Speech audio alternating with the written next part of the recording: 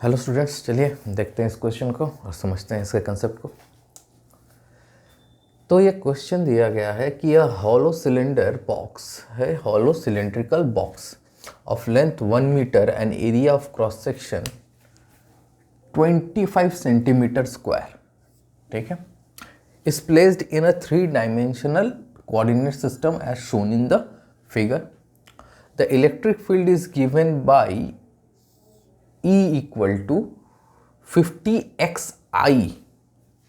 Electric field जो है वो दिया हुआ है न्यूटन पर कूलम और x जो है मीटर पे। मतलब यहाँ पे क्या दिया हुआ है, यहाँ पे हम लोगों को बोला गया है जो इलेक्ट्रिक फील्ड है वो वेरिएबल इलेक्ट्रिक फील्ड है, वो x के ऊपर डिपेंड करती है। देखिए, ठीक है। तो क्वेश्चन में पूछा क्या है, पहला क्वेश्चन है कि net flux through the cylinder.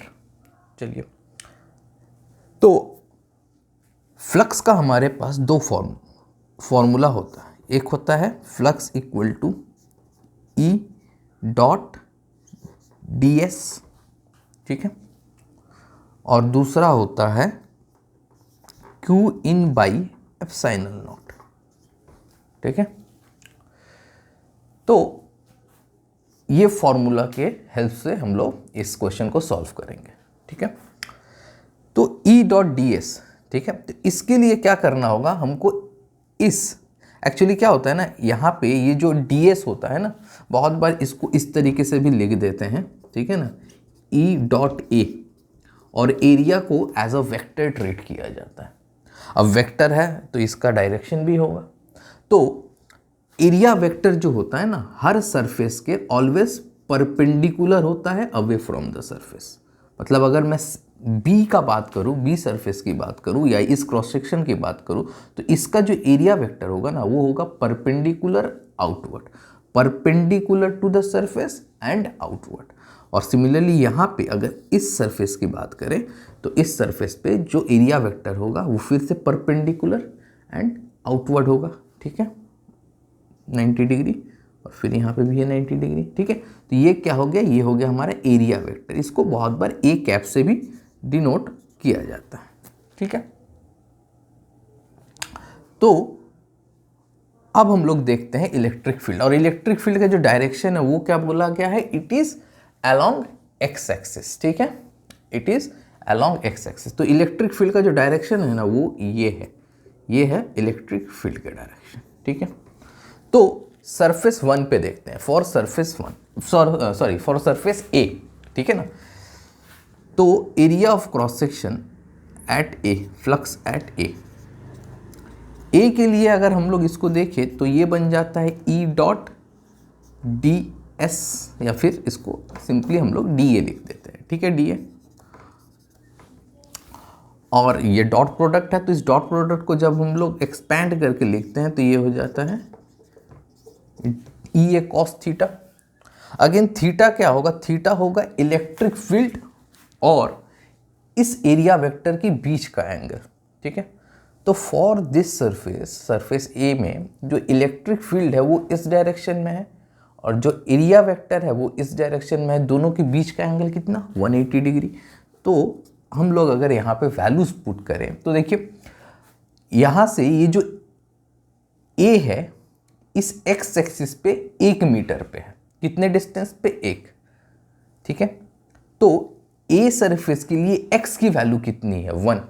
तो हमारा जो इलेक्ट्रिक फील्ड हो जाएगा ना वो हो जाएगा ई ए, दैट इज 50 इंटू 1, ठीक, डॉट एरिया कितना दिया हुआ है 25 सेंटीमीटर स्क्वायर। तो इसको मीटर में कन्वर्ट करेंगे तो ये 25 बाई 100 इंटू 100 मीटर स्क्वायर में कन्वर्ट। कॉस थीटा कितना हो जाता है, वो 180, ठीक है। तो इसकी जो वैल्यू आएगी वो कितनी होगी, 50 इंटू 25 बाई 100 इंटू 100, और कॉस 180 का जो वैल्यू होता है वो होता है -1, तो माइनस साइन यहाँ पे आएगा, ठीक है। और इसको अगर हम सॉल्व करते हैं तो ये 2 जा से और ये जाता है 4 जा से, that is -1/8 newton metre square पर कूलम। तो ये जो फ्लक्स है, फ्लक्स की value at surface A. Similarly flux at B क्या होगा, फिर से ई डॉट ए, और इस बार इस सरफेस के लिए ये जो x है वो कितना है 2, तो इस बार जो इलेक्ट्रिक फील्ड होगा ना वो हो जाएगा 50 इंटू 2, दैट इज 100 इंटू, फिर से एरिया कितना है, एरिया सेम है, ठीक है, तो ये 25/100 इंटू 100, और इस बार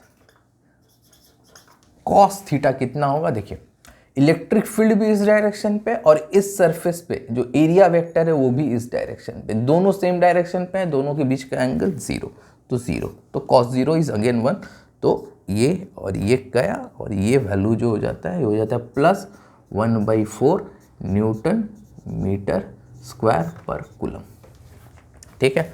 अब इसी तरीके से Q नेट जो होगा वो होगा Q phi A plus phi B के बराबर, that is -1/8 plus 1/4 is equal to 1/8 newton metre square पर कूलम। तो ये हो गया हमारा पहला आंसर, ठीक है। इसे आप लोग अच्छे तरीके से इसका स्क्रीनशॉट ले सकते हैं, या फिर इसको नोट करना है तो आप लोग नोट कर सकते हैं, ठीक है।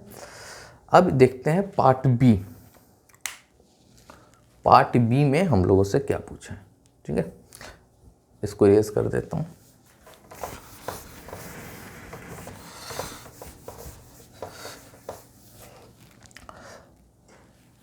पार्ट बी में हम लोगों से Q इन पूछा है, that is charge enclose by the cylinder, that is इस सिलेंडर के अंदर कितना चार्ज होगा, तो उसी को हम लोग डिनोट करते हैं Q इन से। तो हम लोगों को अभी पता चला कि फाई कितना है, नेट फाई हम लोग निकाल चुके हैं, तो नेट फाई की वैल्यू कितनी थी 1/8, Q इन पता करना है, और एप्सिलॉन नॉट की जो मैग्नीट्यूड होती है 8.85 इंटू 10⁻⁻12, ठीक है। तो यहाँ से अगर Q इन की बात करें तो ये हो जाता है 1/8 इंटू 8.85 इंटू 10⁻⁻12।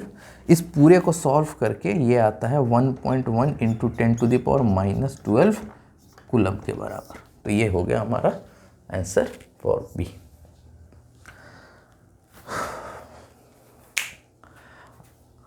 आई होप आप लोगों को ये एक्सप्लेनेशन अच्छा लगा होगा, ठीक है। अगर इसी तरीके से आप लोगों को और अच्छे अच्छे वीडियोस चाहिए तो प्लीज़ हम लोगों को मैसेज कीजिए, कमेंट कीजिए और अपने सजेशन ज़रूर दीजिए। Thank you.